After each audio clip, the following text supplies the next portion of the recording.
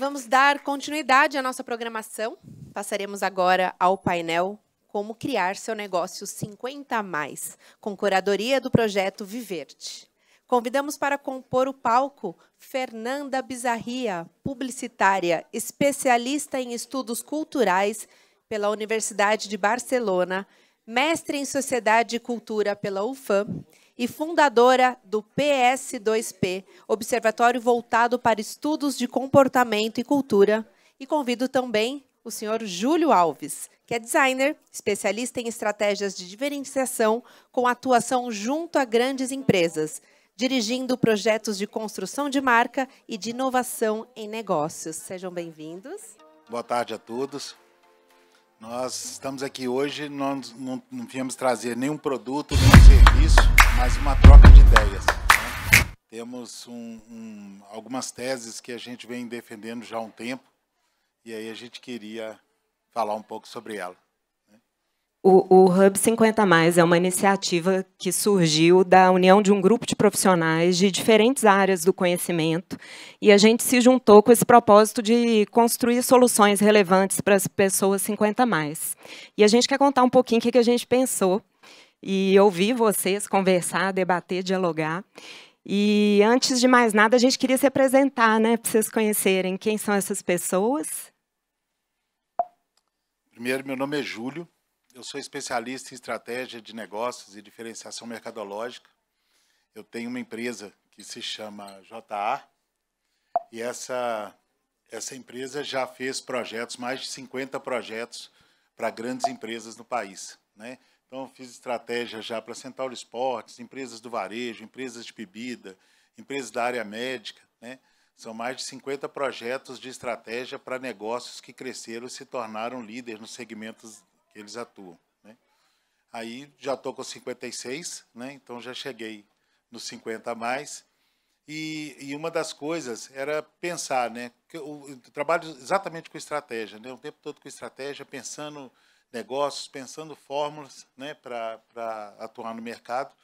E aí veio esse interesse, né? De pensar também outras questões, né? Sobre o mercado 50+, o que mais poderia ser pensado? Quais são as questões? Quais são os pontos que poderiam ser refletidos, usar essa capacidade adquirida no mercado para outro tipo de público, né, do qual eu me enquadro. Minha especialidade é comportamento de consumo. Eu fundei uma empresa que chama PS2P, que é um observatório de comportamento e cultura. A gente trabalha com várias metodologias de observação e realizamos estudos sobre temas variados, como educação, alimentação, saúde. E eu acredito muito que as soluções devem nascer do entendimento das pessoas, né, que vão usar aquilo. Então, isso é o que me interessa. E é isso que eu trago para o projeto. Pode ir passando aí, Júlio, né? Algumas marcas com as quais já trabalhei. E os outros dois membros aí desse time, né? Eles não estão aqui agora, a gente vai falar deles. O Antônio Júnior é especialista em empreendedorismo. Ele é o criador do Viverte, que é um empreendimento imobiliário no interior de Minas, que parte do conceito de reconexão com a vida, é um espaço de reconexão com a vida.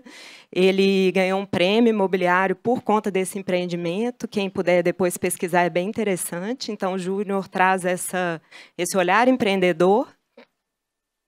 E a Jaqueline trabalha com autoconhecimento, fundadora do movimento Gente de Verdade, e traz esse olhar também do autoconhecimento para o projeto. Bom, a gente se apresentou aqui, então vamos começar a conversar daquilo que a gente vem pensando, né? E a gente trouxe essa pergunta aqui, né, para conversar com vocês. Como que a gente cria negócios para as pessoas 50+? E antes de falar da resposta, vamos pensar como é que acontece hoje, né? Assim, qual que é o processo atual de criação de negócio? Então, o que acontece? Né? A gente tem um modelo de procura e de oferta. Né? Tem pessoas que estão procurando, né, no segmento imobiliário, por exemplo, né? Pessoas que procuram moradia, e tem quem oferece ou casa ou apartamento. E no meio surgem ali alguns facilitadores para unir essas pontas e aproximar aí esses dois atores. E isso é assim no imobiliário, é assim em diversos outros segmentos, né? Então, estamos falando de automobilístico, é assim também. Tem quem quer o carro, tem a montadora, vem a concessionária ali no meio. Né, na indústria alimentícia da mesma maneira, né? Então as pessoas têm a indústria que produz, tem quem consome, tem quem ali no meio facilita essa aproximação. O que a gente refletiu sobre esse modelo é que ele é um modelo orgânico e que a gente entende que não vai dar conta da urgência das necessidades do desenvolvimento de infraestrutura para as pessoas 50 mais. Pode ir passando, Júlio. Então, assim, a gente refletiu muito sobre sair desse modelo padrão de criação de negócios e pensando muito no momento que a gente está vivendo, né? 2021 foi um marco, assim, né, no olhar da nossa sociedade para as pessoas idosas. A gente entende que isso tem a ver com a pandemia, né? Depois da pandemia, a gente começou a pensar mais. E ano passado teve esse lançamento do relatório da ONU, né, que foi esse relatório que estudou o envelhecimento da população do mundo, e a ONU declarou que essa década, né, essa segunda década deste século, deveria ser a década do envelhecimento saudável, que toda a população mundial deveria passar a se preocupar com isso. E uma das grandes conclusões desse relatório, eles estudaram muito, vale a pena ler o relatório na íntegra, e eles falam que o mundo não está suficientemente preparado para responder aos direitos e necessidades das pessoas idosas. E quando a gente fala isso, às vezes a gente pensa muito na área de saúde, né? E eles falam, olha, é mais que saúde. Tem vários outros aspectos da sociedade, trabalho, mercado financeiro, demanda por bens e serviços, educação, moradia, informação. Basicamente, o que eles dizem é a gente tem que recriar o mundo, porque a população desse mundo está mudando. Então, é como assim, chegou um novo mundo com novos habitantes e a gente precisa recriar ele muito rápido para atender às necessidades de todos nós. Então, é pensando nisso que a gente traz essa pergunta. Como é que a gente muda os negócios na velocidade que a nossa sociedade necessita? A gente viu várias tecnologias aqui, né, super interessantes, mas como que elas chegam rápido? Como é que a gente faz com que isso seja muito acessível? E aí que a gente quer trazer essa tese que o Júlio vai falar um pouquinho, né, Júlio? Processo que ocorre normalmente, né? Surgem as necessidades, surge a demanda, surge a oferta e organicamente surgem os intermediários, né? Nós ficamos pensando qual é o elemento acelerador, né? Qual é o elemento acelerador que pode mover nesse processo natural um deslocamento e, a partir dali, aumentar a velocidade, né?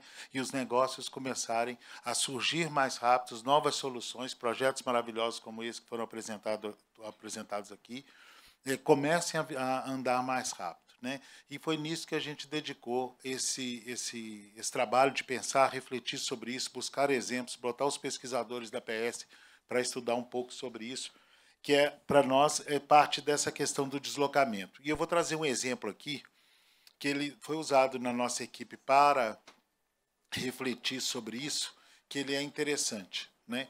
É um exemplo de uma das questões da Apple, né? A Apple, ela no ano de 2007, a Nokia, essas empresas lá, Nokia, Motorola e etc., da área de telefonia, elas eram responsáveis por 95% do lucro daquele setor. Então, 95% do lucro do setor de telefonia estava na mão das empresas que produziam celular naquele momento, Nokia, etc. E a Apple, nessa época, tinha 4% do mercado de desktop, de computadores. Nem na telefonia ela estava presente. Poucos anos depois, a Apple se tornou dona de 94% do lucro do setor. Então, como que uma empresa consegue, num setor maduro, como era o setor de telefonia celular, com grandes players envolvidos, com departamento de produtos confiáveis, sistemas de operação de última geração, logística, departamento de P&D, tudo, essas empresas todas tinham isso. Por que essas empresas, em poucos anos, 7, 8 anos, deixaram de ver o lucro do setor para essas empresas se tornou zero, e a Apple, que era 4% do mercado do desktop, nem nesse mercado está presente, se tornou dona de 94% do setor. E nessa época eu comprei um iPhone, né, quando lançou. Era um produto muito bonito, um produto muito inovador, mas será que era só por causa da beleza? Será que era só porque era um produto bonito, um produto inovador? Né? E aí que tem esse movimento que foi feito do deslocamento. E esse deslocamento ajudou nesse processo. O que aconteceu? Ela, na verdade, ela criou um telefone bonito, ela criou um telefone inovador, ela criou um produto novo, mas ela criou uma loja chamada iTunes.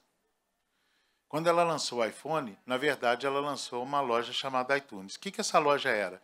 Essa loja falava assim com as pessoas: olha, você está precisando de algum app para medir pulsação do coração? Você está precisando de um app para poder pedir comida? Você está precisando de um aplicativo para mexer com o banco? Existem não sei quantos mil desenvolvedores no mundo que podem desenvolver para você. Então ela pegou um agente que era os desenvolvedores no mundo, pegou pessoas com diversas necessidades e se colocou no meio fazendo um ponto de ligação. Quando ela fez isso, ela virou dona de 94% do setor. E acabou com o setor naquele período. Depois todo mundo foi atrás do mesmo caminho. Então, qual foi o grande pensamento? Não foi o telefone. Foi colocar um agente com interesse no meio. Enquanto o interesse estava só de quem produz telefone e quem telefona, só atendendo esses dois pontos estava ok. Mas quando ela desloca